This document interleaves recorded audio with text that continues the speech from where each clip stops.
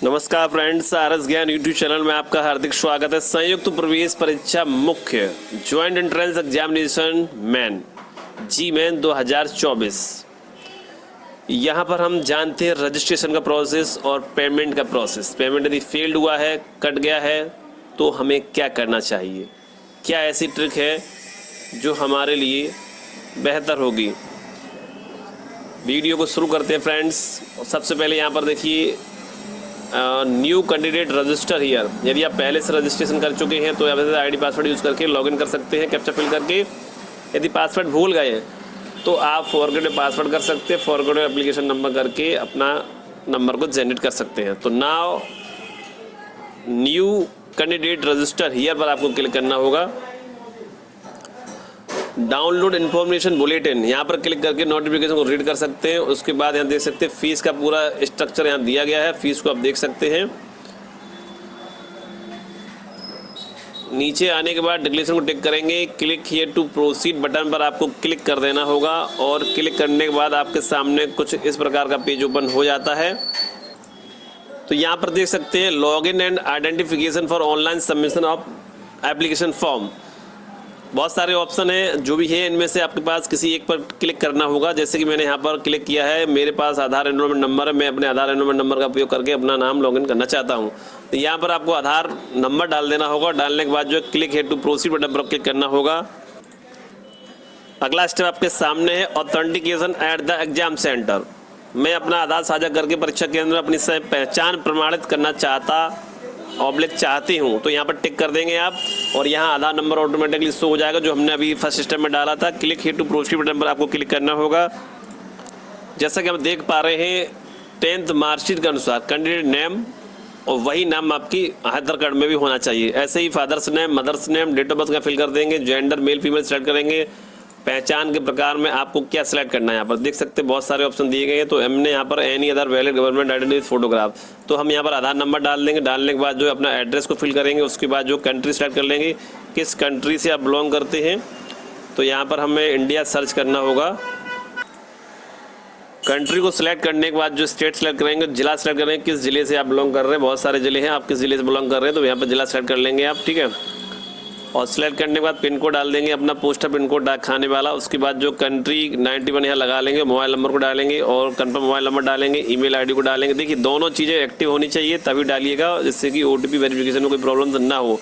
Address same है तो same पर टिक करेंगे, यदि अलग अलग बनना चाहते हो तो अलग अलग फिल कर सकते हैं। उसके बाद पासवर्ड यहाँ बना सकते हैं। देखिए इंस्ट्रक्शन जैसे क्लिक करते हो इंस्ट्रक्शन आ जाते हैं। पासवर्ड बनाते हुए हमें सिक्योरिटी क्वेश्चन डालना होता है।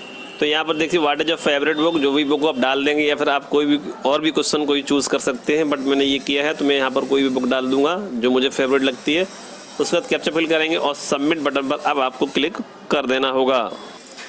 सबमिट करने के बाद इस प्रकार का प्रीव्यू ओपन हो गया है और टॉप साइड को मैंने हाइड कर रखा, बट आप अच्छे से चेक करेंगे। उसके बाद बॉटम पर आएंगे और यहाँ पर सभी जो पर्टिकुलर्स हैं चेक लिस्ट टू वेरीफाइड करना होगा। उसके बाद आई एग्री पर क्लिक करना होगा। उसके बाद सबमिट एंड सेंड ओटीपी पर अब आपको क्लिक कर देना होगा। इस प्रकार thank you for registration, please check your email for OTP को चेक करना होगा। मोबाइल और ईमेल दोनों पर चेक कर लीजिएगा।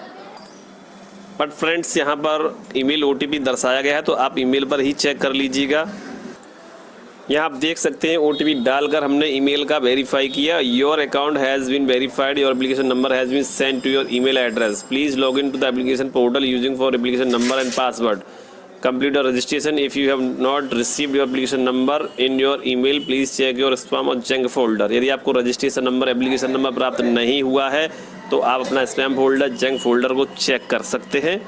ओके फ्रेंड्स, या फिर फॉरगेट करके चेक कर लीजिएगा। तो चलिए हम अपना ईमेल खोल कर देख लेते हैं। देखिए इस प्रकार से यदि मैसेज शो कर रहा है तो एप्लीकेशन नंबर आना चाहिए, ठीक है। यदि नहीं आ पा रहा है, कोई समस्या लग रही है तो कुछ टाइम वेट कर लीजिए आप, ठीक है। उसके बाद आप फॉरगेट करके ट्राई करके देख लीजिए। तो चलिए हम यहाँ पर ओके कर देते हैं और रजिस्ट्रेशन नंबर को ईमेल से निकाल कर लॉगिन करके आगे का प्रोसेस करते हैं। जब हमने अपनी जीमेल और ईमेल एक ही होता है ओपन किया है तो यहाँ पर हमें एक लिंक मिल गया था, to complete application form submission process please follow the following link step by. तो यहाँ आपको क्लिक करना होगा। क्लिक करने के बाद देखते हैं क्या होता है। तो यहाँ पर इस प्रकार का डैशबोर्ड ओपन हो गया लॉग इन करने के लिए, ठीक है। वहीं जीमेल और ईमेल पर ही रजिस्ट्रेशन नंबर और लिखा होता है उसके जस्ट ऊपर, जो कि मैं आपको नहीं दिखा पाया। ठीक है, तो वहाँ से रजिस्ट्रेशन नंबर अपनी जीमेल से नोट कर लीजिए, उसको यहाँ पेस्ट कर दीजिए। ठीक है, या फिर अपने पेन पर लिख लीजिए, कागज़ पर लिख लीजिए और यहाँ पर लिख दीजिए, टाइप कर दीजिए। उसके बाद पासवर्ड जो आपने क्रिएट किया था ऑनलाइन के समय, वो पासवर्ड यहाँ पर डाल दीजिएगा। कैप्चा फिल करेंगे और लॉगिन बटन से लॉगिन करेंगे। यहाँ हमने लॉगिन कर लिया और यहाँ देखिए रजिस्ट्रेशन का जो पार्ट है वो कंप्लीट है और अभी एप्लीकेशन फॉर्म फीस पेमेंट यहाँ पेंडिंग दिख रहा है। यदि आपका पेमेंट कट गया है और फेल्ड हो गया, फिर से यही ऑप्शन आ रहा है पेमेंट के लिए, तो आपको कम से कम 24 से 48 घंटे तक इंतजार करना चाहिए। हेल्पलाइन और ईमेल आईडी से अपना कंप्लेंट करना चाहिए। ठीक है, जिससे समय से पहले आपकी फ़ीस अपडेट हो सके और आपका फॉर्म जो है एक्सेप्ट हो सके। फॉर्म जो है कंप्यूटर लैपटॉप पर करें, ब्राउज़र हिस्ट्री को पहले क्लीन कर लें, उसके बाद फॉर्म को अप्लाई करें। ठीक है, फीस तो यहाँ पर कंप्लीट एप्लीकेशन फॉर्म पर अब आपको क्लिक करना होगा।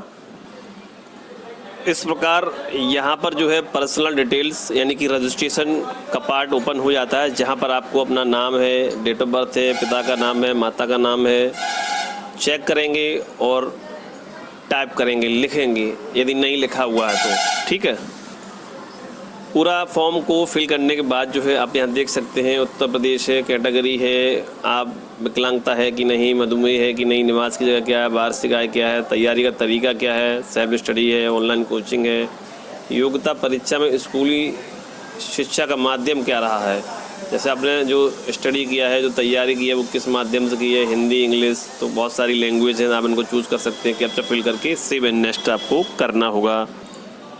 तो यहाँ आप देख सकते हैं सेव एंड नेक्स्ट बटन और इस पर क्लिक कर दीजिएगा। पर्सनल डिटेल्स सेव सक्सेसफुली और अब ओके बटन पर आपको क्लिक करना होगा। इस प्रकार प्रश्न पत्र का माध्यम हिंदी, इंग्लिश, पंजाबी, उर्दू चूज़ कर सकते हैं। किस के लिए आवेदन कर रहे हैं, apply for B planning, B arch, B E, B Tech के लिए टिक करेंगे। परीक्षा सत्र के लिए आवेदन, किस सत्र के लिए आवेदन कर रहे हैं, किस सेशन के लिए आवेदन कर रहे हैं, सेशन फर्स्ट के लिए, सेशन फर्स्ट एंड सेकंड के लिए। ठीक है, तो एक पर ही क्लिक होगा, तो मैंने एक पर कर दिया ऊपर वाले पर। इसके बाद पिता का व्यवसाय क्या है, माता का व्यवसाय क्या है, परीक्षा सेंटर आपको यहाँ फिल कर लेना होगा। Step by step captcha fill करके आपको प्रोसीड बटन पर क्लिक करना होगा। कैप्चा फिल करने के बाद जो है सेव एंड नेक्स्ट बटन आपको दिख रहा है, यहाँ पर क्लिक करिएगा। Exam detail save successfully, okay button पर क्लिक करिएगा। एजुकेशन डिटेल तो 10th की डिटेल हमने फिल कर ली है और वो हमने टॉप पर हाइड कर दिया है। यहाँ पर हम 12th की डिटेल में समझ लेते हैं, वैसे ही आपको 10th की डिटेल को फिल करना है। योग्यता परीक्षा क्वालिफाइंग जो है यहाँ पर देखिए, जो आपको सिलेक्ट करना है वो कौन सा करना है। देखिए यदि CBSE से है तो लास्ट वाला ऑप्शन है,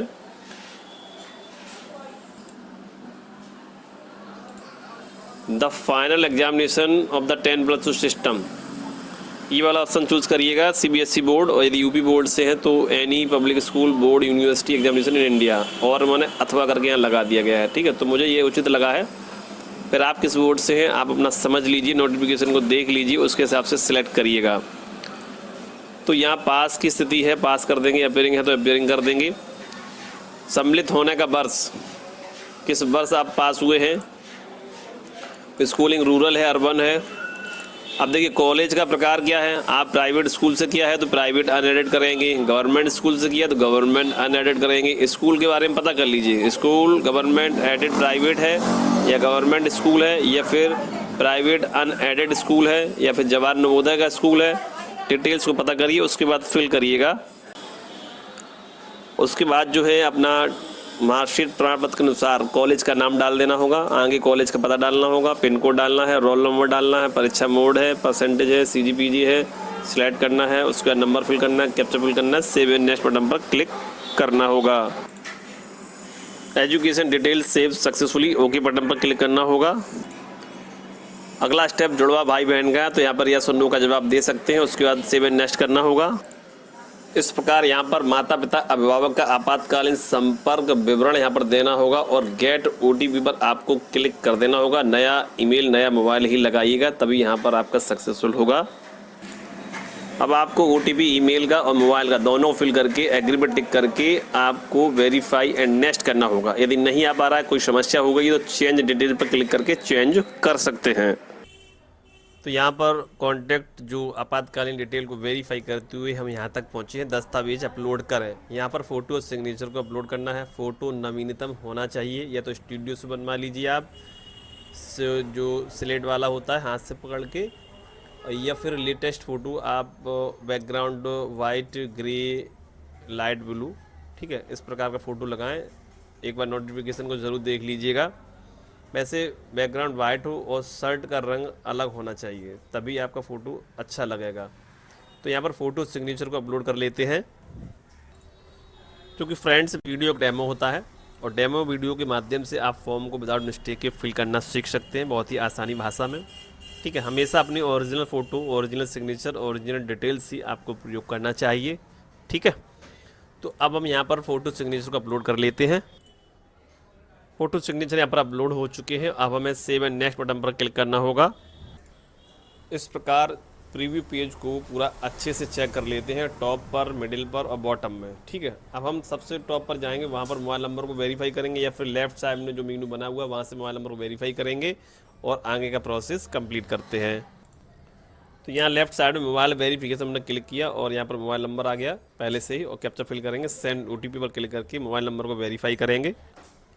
मोबाइल नंबर को वेरीफाई करने के बाद यहाँ देख सकते हैं अभी भी रजिस्ट्रेशन कंप्लीट ही आ रहा है, यानी कि एप्लीकेशन फॉर्म जबकि पूरा फिल हो चुका, फिर भी यहाँ कंप्लीट लिख कर नहीं आ रहा है।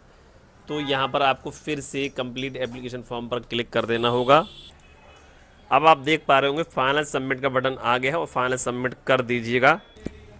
यहाँ पर एक चेकलिस्ट ओपन हुई है, सभी पर टिक कर देंगे और फाइनल सबमिट करेंगे। याद रहे सब कुछ अच्छे से चेक कर लेना है, तभी इस प्रोसेस को कंप्लीट करना है। तो चलिए फाइनल सबमिट कर देते हैं। तो आप यहाँ देख सकते हैं योर एप्लीकेशन सबमिट सक्सेसफुली यहाँ पर हो चुका है। ओके बटन पर क्लिक करेंगे।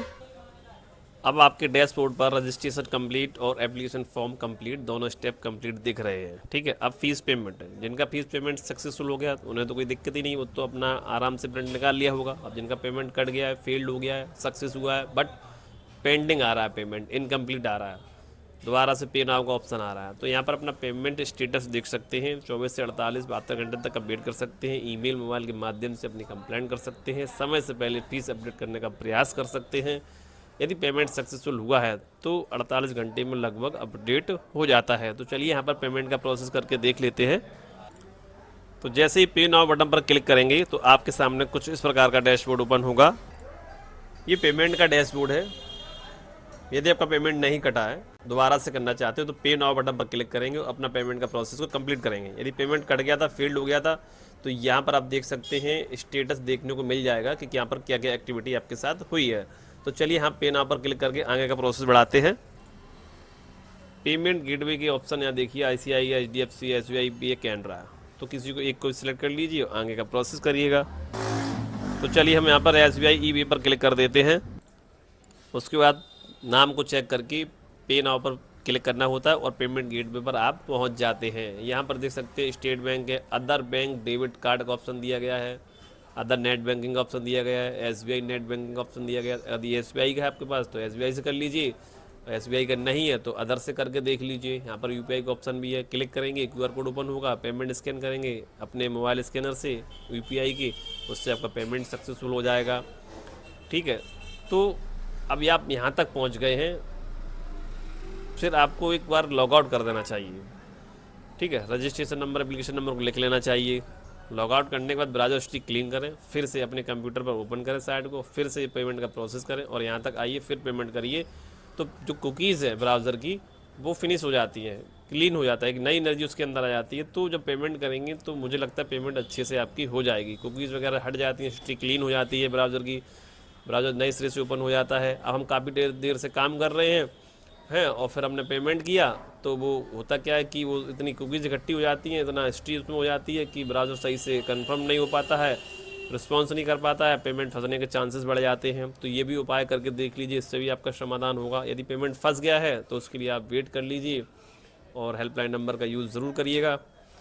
तो फ्रेंड्स, वीडियो में बस इतना ही, और याद रखिए कि यदि आपका फाइनल पेमेंट सक्सेस है तो वहाँ पर जो तीनों स्टेप आपको जो दिख रहे थे, रजिस्ट्रेशन का और अपना एप्लीकेशन फॉर्म का, पेमेंट का, तीनों स्टेप कंप्लीट, तीनों स्टेप ग्रीन होने चाहिए और फाइनल प्रिंट भी जनरेट हो जाना चाहिए।